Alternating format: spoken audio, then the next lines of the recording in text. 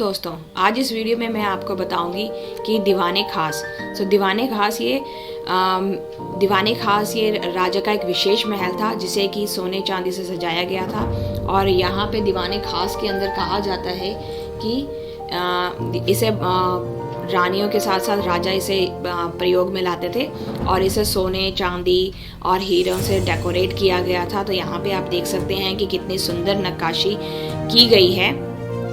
तो इसमें पहले टाइम पे सोना और चांदी और बाकी के कई तरह के रत्न होते थे, बट जब आंदोलन हुआ तो उसके बाद ये सारी चीज़ें अंग्रेजों ने यहाँ से निकाल ली थी। तो यहाँ पे आप देख सकते हैं कि इसकी दीवारों पे कितनी सुंदर नक्काशी है। तो यहाँ से राजा अपनी रानियों से, यहाँ से भी ये स्वर्ग की नहर जाती थी। बीच में आप सेंटर में देख सकते हैं नहर, इसे कहा जाता है स्वर्ग की नहर। तो पूरे महल में अंदर ही अंदर स्वर्ग की नहर है। और यहाँ पे कहावत भी मशहूर है कि धरती में स्वर्ग है वो यही है। और यहाँ पे आप देख सकते हैं कि वाइट कलर की जो बिल्डिंग है वो है हीरा महल, जो कि बहादुर शाह द्वितीय ने 1842 में निर्माण किया था इसका, हीरा महल का। तो और अंग्रेजों के आक्रमण के दौरान एक मुगल सम्राट द्वारा बनाया गया था फिर से ये। तो यहाँ पे आपको ये वाइट कलर की जो बिल्डिंग दिखेगी ये हीरा महल है। तो ये एक मात्र मंडप की तरह ही है। तो इसमें एक दिलचस्प कहानी ये है कि शाहजहां ने अपनी पहली पत्नी के लिए बनवाया था और इसी स्थान पर एक हीरा छुपाया है जो कि आज तक भी नहीं मिला, और उस हीरे की कीमत कोहिनूर हीरे से भी ज़्यादा है। और यहाँ पे सेंटर में आप देख सकते हैं कि नहर निकलती है। तो ये जो नहर है ये यमुना नदी की नहर होती थी, क्योंकि इसके रेड फोर्ट के बैक साइड में यमुना नदी बहती थी उस टाइम पे। तो ये बीच में देखिए यहाँ पे आपको ये बड़े बड़े से नाले, इनके नीचे नाले वगैरह बहते थे, और हो सकता है ये सुरक्षा के लिए भी यूज़ किया गया हो उस टाइम पे।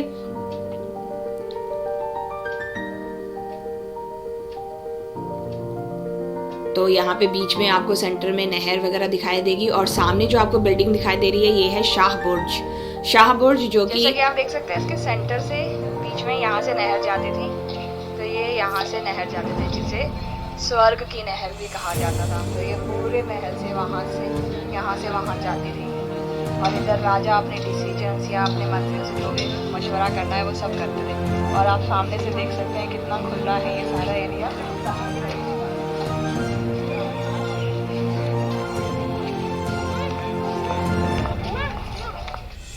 तो ये पूरा का पूरा एरिया काफी खुला है। और ये है मस्जिद, और इस मस्जिद का नाम है मोती मस्जिद का निर्माण औरंगजेब ने अपने निजी उपयोगों के लिए कराया था। यह है शाह बुर्ज। तो ये है शाह बुर्ज, और इसी तरह से एक दूसरी तरफ बनाया गया था बुर्ज का निर्माण किया गया था। दो बुर्जों का निर्माण किया गया था जिसे कहा जाता था असद बुर्ज, जो कि पीछे जो पार्क है उसके बीचों बीच में था, तो जिसे कि ध्वस्त कर दिया गया है। इस बुर्ज के ऊपर कोई भी अब गुबंद नहीं है, गुबंद रहित बुर्ज है। तो 1857 के विद्रोह के दौरान काफी नुकसान हुआ था इस बुर्ज में, तो इसे शाह बुर्ज के नाम से जाना जाता है, और इस किले के दक्षिण पूर्वी किनारे पर स्थित है। और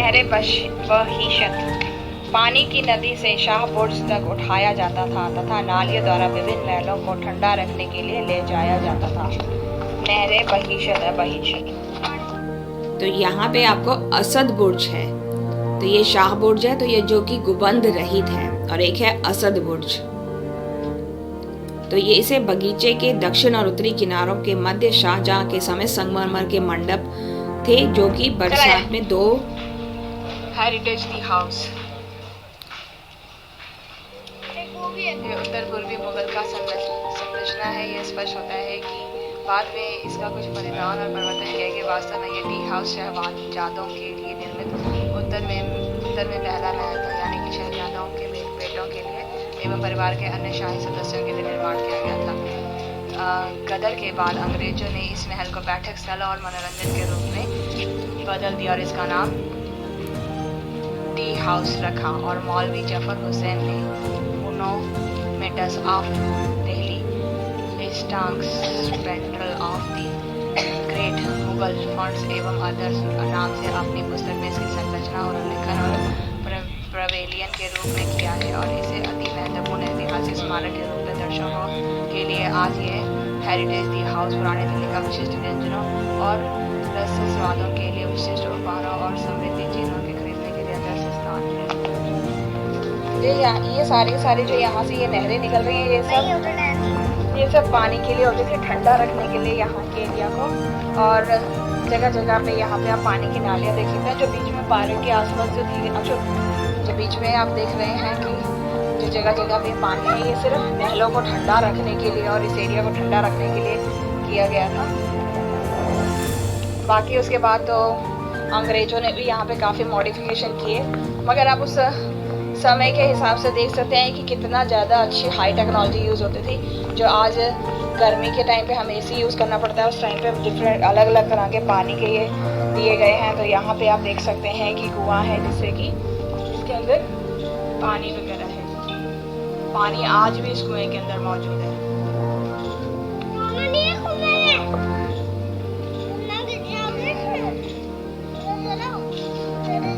चलो, तो यहाँ से पानी पूरे इसमें जाता होगा।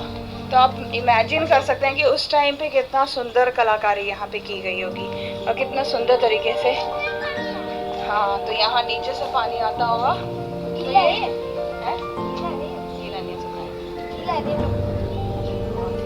यहाँ से पानी आता होगा और इन नहरों को कितना साफ सुथरा रखा गया होगा, इनकी कितनी मेंटेनेंस की गई होगी।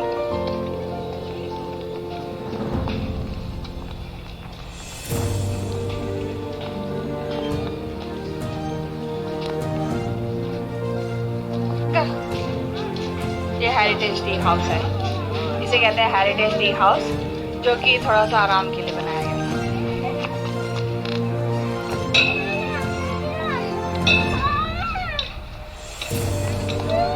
तो यहाँ पे आप देख सकते हैं 3 गुंबद बने हैं ऊपर की तरफ को, तीसरा गुंबद जो कि पीछे की तरफ है। तो ये मस्जिद है और मोती मस्जिद है। और जो ये वाला एरिया है, यहाँ पे राजा का स्नान वगैरह, जो उनका जिसे कि कहते हैं बाथरूम और उनका मसाज, सब यहाँ से होता था। इस रूम के अंदर राजा का स्नान और मसाज वगैरह का सारा काम, बड़े बड़े 5 टब थे इसके अंदर। तो राजा की जो भी सेवा होती थी वो मेन जो है दासियाँ ही करती थी। तो ये मोती मस्जिद जो कि इस टाइम पे बंद है, अंदर जो इसमें नमाज पढ़ी जाती थी, वो एक ऊंचे चबूतरे, थोड़ा सा ऊंचा चबूतरा बनाया जाता था और उसके ऊपर नमाज वगैरह का काम होता था, नमाज पढ़ी जाती थी।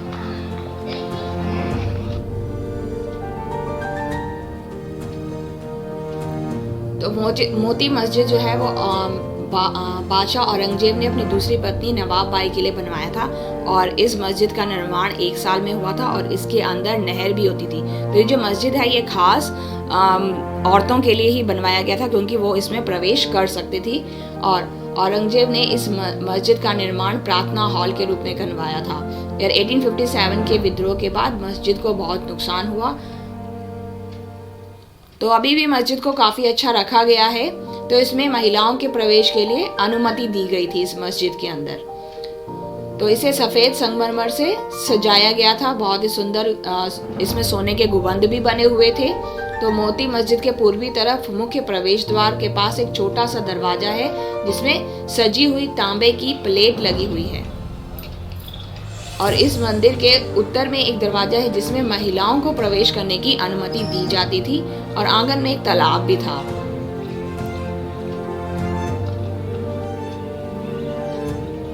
और ये है जफर महल।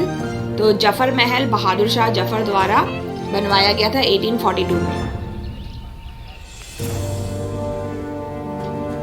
उन्होंने इसे शाहजहां के उस हयात बख्श बाग में बनवाया था। तो ये जो बाग है वो हयात बख्श बाग है और इसके दोनों तरफ 2 सुंदर मंडप हैं, सावन और भादो मंडप।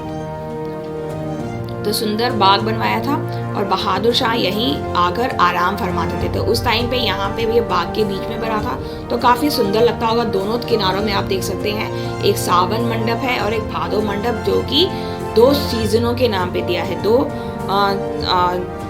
उनके जब बारिश का टाइम होता था उसके हिसाब से इनका नाम दिया गया है। तो यहाँ पे प्रॉपर नालियाँ बनी हैं, सावन मंडप और भादो मंडप। तो बरसात के दो प्रमुख महीने सावन और भादो के नाम पे ये रखा गया है और दोनों मंडपों में मोमबत्तियां रखने के अलावा आलों की व्यवस्था की गई थी। और भादो मंडप, दो मंडप बने हुए हैं और बीच में है बादशाह का महल, बादशाह महल, जाफर महल। हाँ, वो महल ही था। और ये दोनों तो ये है और ये और इनके अंदर बेसिकली यहाँ पे लाइटिंग वगैरह की जाती थी, जिससे कि जब पानी के ऊपर वो लाइटिंग गिरे तो बहुत ही सुंदर उसका प्रभाव पड़े। और इन दोनों मंडपों के बीच में जफर महल है, जिसे बहादुर शाह जफर ने 1842 में बनाया।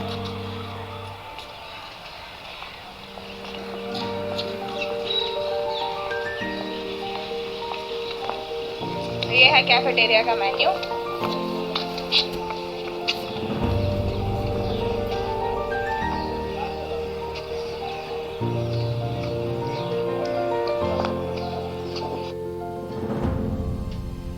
और यहाँ पे नेताजी सुभाष चंद्र बोस का संग्रहालय, उनके आज़ाद हिंद फौज की डिटेल। ये संग्रहालय नेताजी सुभाष चंद्र बोस जी के सारी कहानियाँ हैं इसके अंदर और ये 3 मंजिला इमारत है। तो पूरा का पूरा ये संग्रहालय नेताजी सुभाष चंद्र बोस जी के लिए समर्पित है।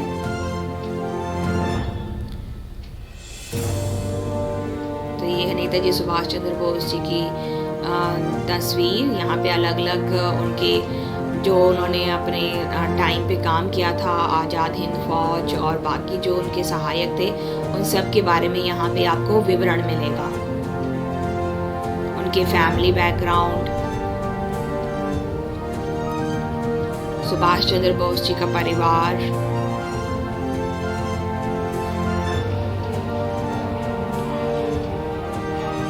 तो यहाँ पे सुभाष चंद्र बोस जी के कैप्स और बुक्स, उनकी यात्राओं का विवरण, कलकत्ता कॉलेज जहाँ से उन्होंने अपनी एजुकेशन ली थी और उनके द्वारा लिखा गया पत्र,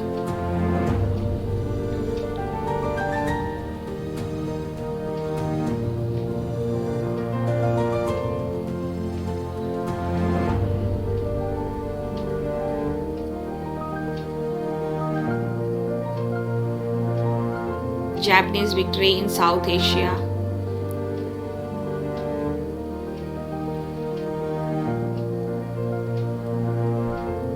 तो यहाँ पे आपको नेताजी सुभाष चंद्र बोस जी की सारी डिस्क्रिप्शन, सब उनकी जो जीवन की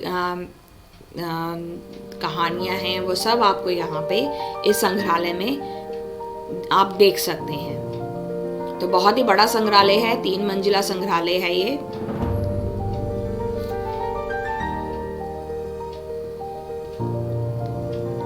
तो जो ये म्यूजियम है वो 3 स्टोरी है।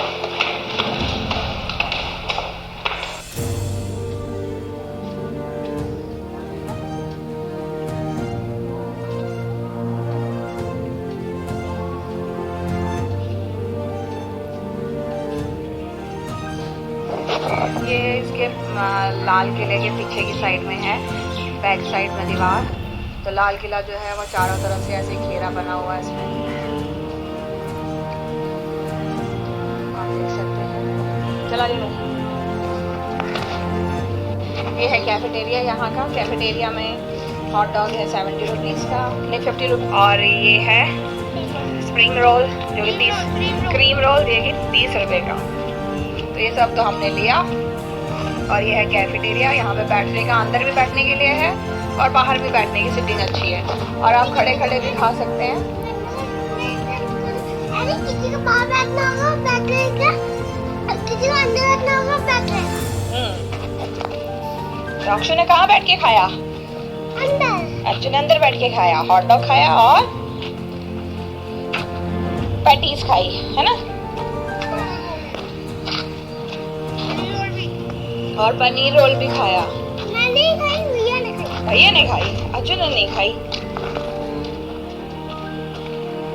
तो आप देख सकते हैं कि इधर किले में कैसे जगह जगह पे अंदर दीवारें और ये सब बनाया हुआ है।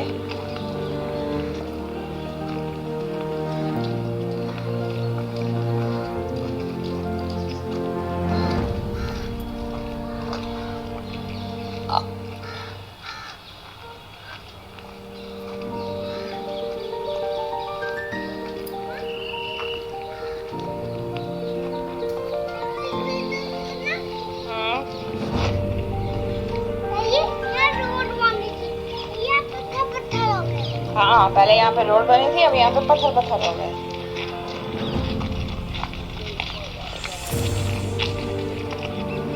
ये अंग्रेजों ने अपने टाइम का बनाया हुआ उनका ऑफिस और उनका रेस्ट रूम है, जिसे कि अब इन्होंने संग्रहालय में बना दिया है, म्यूजियम में कन्वर्ट कर दिया है। ये हमारा